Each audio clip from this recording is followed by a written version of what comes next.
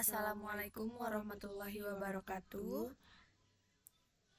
Jadi di sini kami akan menjelaskan kembali tentang single perception. Pertama-tama perkenalkan, nama saya Rizika Amalia Syafa dengan NIM 2310010 sebagai anggota kelompok.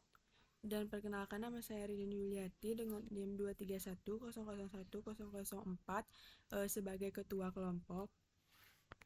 Nah, di sini saya akan menjelaskan tentang perbandingan antara neuron biologis dengan neural network yang ada di dalam machine learning. Jadi di dendrites ini adalah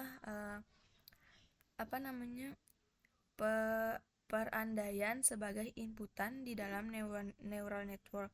Jadi input ini itu fungsinya menerima sinyal atau data dari luar yang bisa berupa gambar maupun yang lain.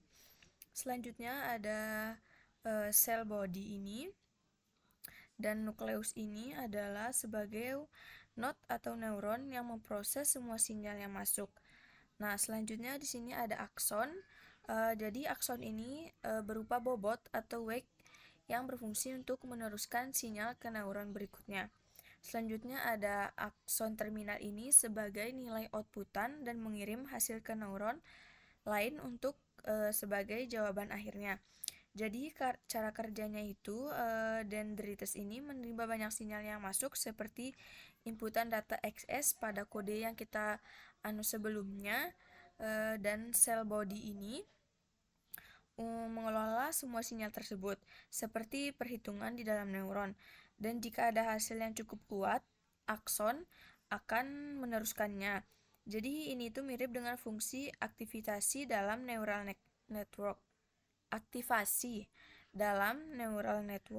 Jadi selanjutnya akson ini sebagai terminal yang menyampaikan hasil ke neuron berikutnya, seperti output yang kita teruskan ke lapisan berikutnya.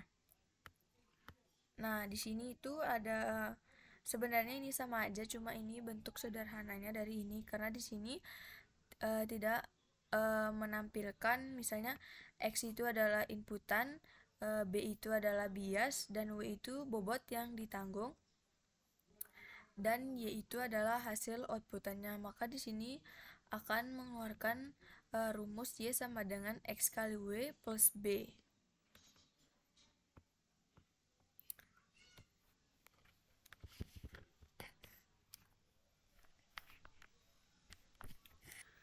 Nah, untuk komponennya yaitu X1, X2, X3 yaitu input, di mana data yang kita masukkan ke neuron, contohnya nilai piksel gambar, angka atau fitur apapun.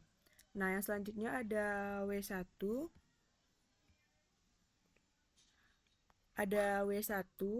W2, W3.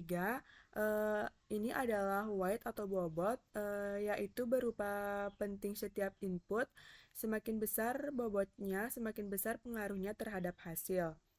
Nah, yang selanjutnya di sini ada B. B ini adalah bias, di mana nilai tambahan agar model lebih fleksibel dan tidak selalu bergabung pada nilai input saja. Nah, yang selanjutnya di sini ada sigma. Yang selanjutnya di sini ada sigma. Ini adalah proses penjumlahan semua input yang sudah dikalikan dengan bobotnya masing-masing. Nah, yang selanjutnya di sini ada Y atau output. Ini adalah hasil akhir dari perhitungan neuron tersebut. Nah, di sini analoginya sederhana. Bayangkan kita sedang menilai sebuah makanan, ada 3 faktor, yaitu ada rasa, harga, dan porsi. Nah, tapi tidak semua faktor sama pentingnya. Rasa lebih penting dari harga, maka rasa diberi bobot lebih besar. Semua penilaian dijumlahkan, ditambah kesan awal kamu terhadap makanan itu atau bias, lalu menghasilkan satu kesimpulan akhir, enak atau tidak.